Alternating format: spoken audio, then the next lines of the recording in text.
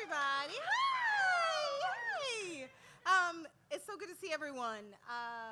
The first thing I have to confess, which Christine already let everybody know, is that I'm actually not from Philadelphia. And so that's the hardest thing to say in a room where people are going to ask you, well, where'd you go to high school? So I had to give that up. So this is me with my parents and me, I don't know, my practicing being a model, and this is me at prom. Christine, thank you so much for the introduction. I am the founder and CEO of Grand Boulevard. It's one of my asexual children is what I call it. And I've learned so much from that story of being the daughter of working class people. My parents survived everything it meant to be kids of the Great Migration by working class and the Federal Postal Service. So I grew up really respecting the unions and respecting labor and respecting workers, terms that we don't really talk about in the ways that we should now and with the tenderness that we need. But that journey of being all of those girls at the same time, it taught me everything about America. It taught me everything about the challenges of American life. So I actually have other slides. I don't know if we're gonna, I don't know if it came up. I'm like, did you only get the one? I mean, I can tell 18 stories from this one. Okay. I'm like, I've gone through some changes, guys. And thank you. So many of those changes happened in this house, which is the house on Grant Boulevard. The company that I built back in 2017 was happening at the same time that I was learning about how hard it is for us to do what we're doing right now, which is to come together in all of our multiplicities. And I learned a lot in that house about poverty and about how even though my parents started in the Postal Service, they actually found a lot of challenge in life. And my father, his struggles and my mother's struggles, they led me to understand poverty in ways that made me a better teacher. Before Grant Boulevard, I taught high school English for 20 years. And one of the things I taught about was colonialism. And one of the things I taught about was marginalization in the American story, to be queer, to be black, to be Jewish, to be gender nonconforming, to be Muslim. And all of that truth informed how I thought about, reality, about our shared truth. And part of that understanding got even bigger as I started studying mass incarceration, as I started studying the climate, and really understanding that to call it change is too mild. It's a catastrophe. And that idea of what do we do in the face of a catastrophe. And oftentimes, when we face a catastrophe, we come to this intersection, where there is, in the first glance, a crisis. And I learned that in Mandarin, there is no word, no characters for crisis. There is danger and there is opportunity. And in opportunity, we get to see what new, bold visions we can have. And I use design to pursue that. And I thought about how do we think about design in ways that are intersectional? How do we solve for poverty and how do we solve for climate simultaneously? Because time is short. We don't need one solution by one group of people. We need all of us to have thoughtful design initiatives.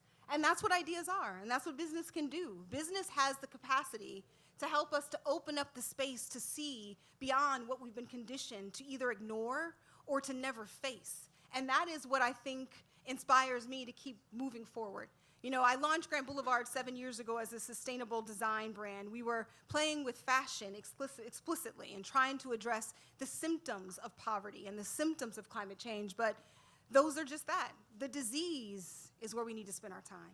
And so as I think about the horizon, I have to look back at the past. We've faced consequences of this kind of violence. We've been conditioned to think that this kind of violence is what will move us forward. It's not. It's not right now, all around the world, as in all the places that we won't speak about, like Gaza and in the Congo. That kind of brute violence doesn't move us forward. We have to water ourselves. We need deeper, richer soil. We need more light. And that's what I think design can provide, in giving us each an individual garden of hope.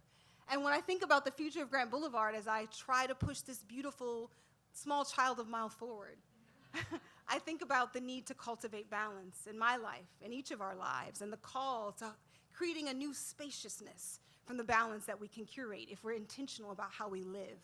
And that balance also has to manifest itself in how we invest our time, how we think about our time. Time is really the ultimate luxury. Everything that comes after that, all of the convenience, it only happens when we know how to navigate our relationship with time.